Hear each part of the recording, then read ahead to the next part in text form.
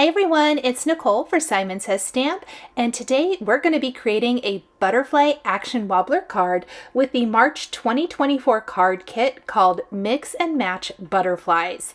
I am using mostly components from the kit for my card today, so let's get started. I'm checking to see what butterfly, so I make sure and stamp the right one.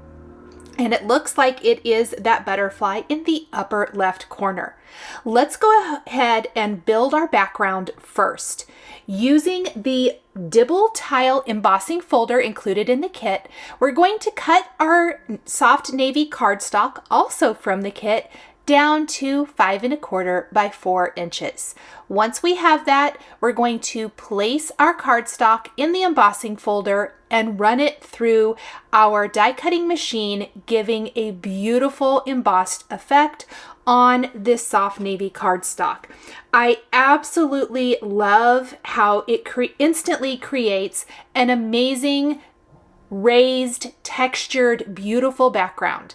I like to use the packaging from my 3D embossing folders as a shim when running them through my Spellbinders Platinum. Next, I have a splatter box available, and we're going to use some Merry Mint and also Flickering Candle Distress Mica stains to grunge this background up even more. This is going to dry into a beautiful shimmery finish that just perfectly complements the awesome embossing as well as the butterfly we're going to ink up. I'm going to go ahead and set that aside to completely air dry while we work on the rest of the card design. Using the Ivory cardstock included in the kit, we are going to stamp our butterfly using the Simon Says Stamp clear embossing ink and heat emboss with white embossing powder. I'm going to grab the two body pieces or two wing pieces and the body piece, and I will prep my cardstock first with the Simon Says Stamp powder tool to help keep that embossing powder right on the stamped image and not migrate anywhere else on the design. When I am stamping a new image for the first time, I generally like to do it a couple of times just to make sure that I get all the little parts and pieces. This is a pretty nice outline stamp. We're going to be using the embossed resist technique with this, so I definitely want my outline to be very nice and crisp.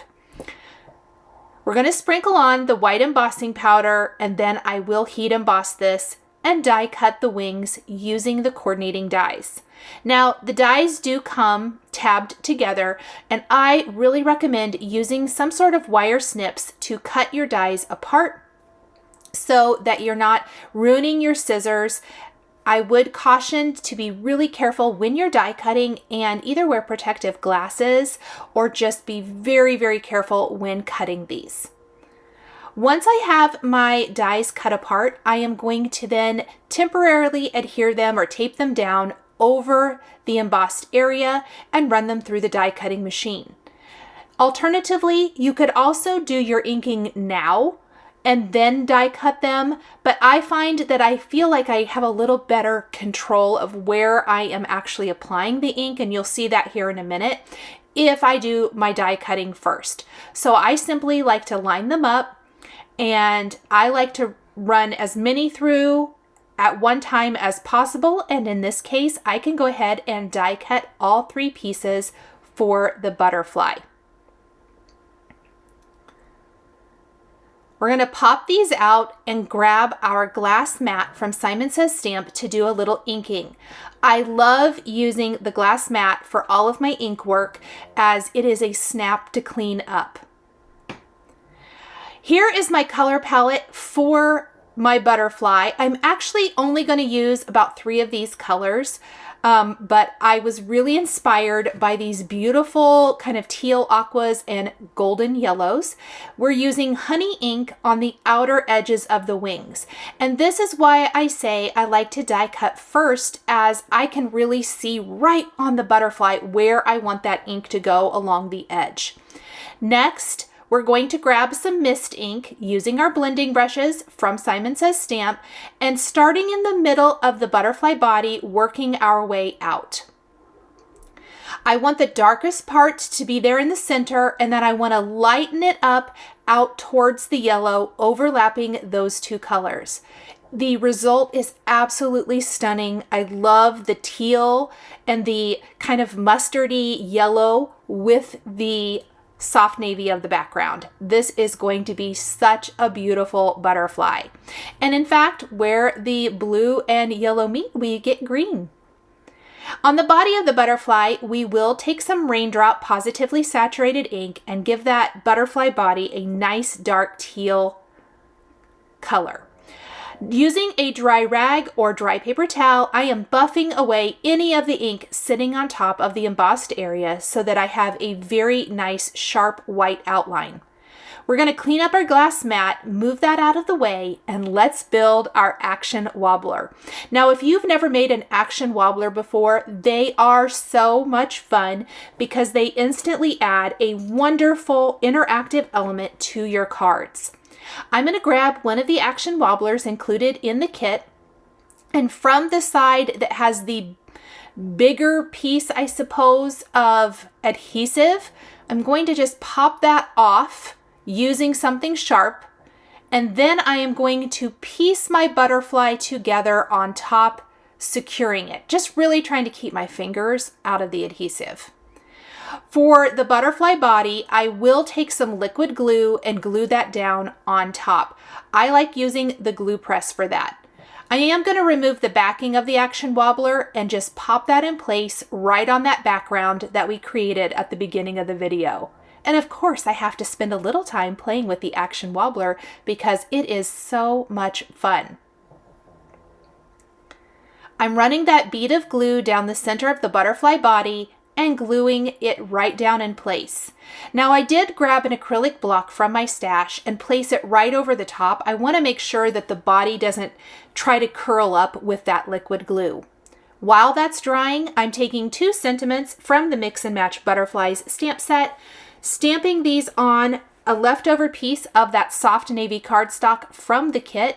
I'm prepping my cardstock first with the powder from the powder tool, and I decided to use Happy Birthday, May You Feel Loved and Celebrated on my card. This time, instead of embossing with white, we're going to emboss with antique gold embossing powder.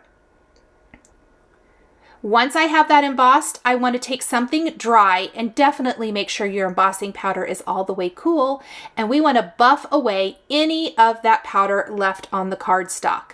Then I'm going to use some of the Simon Says Stamp sentiment label dies and run this through my die cutting machine to create 2 sentiment strips that I could add to my card. What I love about the sentiment strips made out of the navy cardstock is that instead of being glaring, they kind of work with the design of the card a little bit more than maybe stamping on the leftover ivory cardstock would have. So I love how it just kind of blends, but yet the gold really picks up on the flickering candle of the mica stain as well as the honey color of ink we used on the butterfly wings. Using some foam adhesive strips, I'm going to pop up both of my sentiment strips along the bottom edge of the card. I did shift my greetings instead of lining them up perfectly to give a little bit more movement to the finished design. Finally, we want to finish embellishing our beautiful butterfly with some of the awesome new Cool Tones Pawsitively Dazzling gems included in the kit. I love gems and pearls and all of that good stuff, and we definitely want to jazz up our butterfly just a little bit. Now, because I die cut or trimmed down, my soft navy background before embossing to 4 by 5 1/4, we're going to be left with a nice white border all the way around when we add this to our white card base. That really picks up on the white embossing of the butterfly and frames up the design perfectly. And of course, we got to play with the action wobbler all the time. I'm going to use a triangle tray from Simon Says Stamp to place my gems in while I am picking out which ones I want to use for my card. This makes it super easy to be able to pick and choose exactly what I want. Using, again, the glue press to add some little dabs of glue, I am going to go through my gems and start placing these in the areas on the butterfly wings. So anywhere there's a little circle opening, that is where I want to add a gem. There are some kind of pink tones in the cool tones container, but I stuck with the dark blues, aquas, and greens for my butterfly. What I did on one side, I made sure it matched on the other side so that it was very matchy-matchy, I guess, if you will. I didn't feel like the background of my card needed anything else because we have the beautiful embossing and splatter, and then I really want this gorgeous butterfly to shine. We're going to grab a few more of these little pearls. I just kind of worked slowly, grabbing the matching pearls, or pardon me, matching gems as I worked. And you can see how fun the action wobbler is. When you place it in the envelope, it does smash down nice and flat. Remember how I put the acrylic block on top? It's going to fold into your envelope perfectly. It's not going to create a lot of bulk. When the recipient takes it out, it'll kind of pop up and they'll notice that it wobbles, and it is such a fun interactive card design. Thank you guys so much for joining me today for this interactive butterfly wobbler card featuring the Simon Says Stamp March 2024 card kit. The supplies I used are listed and linked below the video here on YouTube. Thank you so much for joining me today, and we'll see you next time.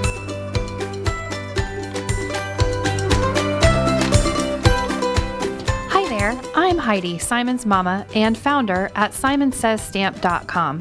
Thank you so much for watching our video. If you like what you just saw, be sure to press the thumbs up and subscribe to see more great content.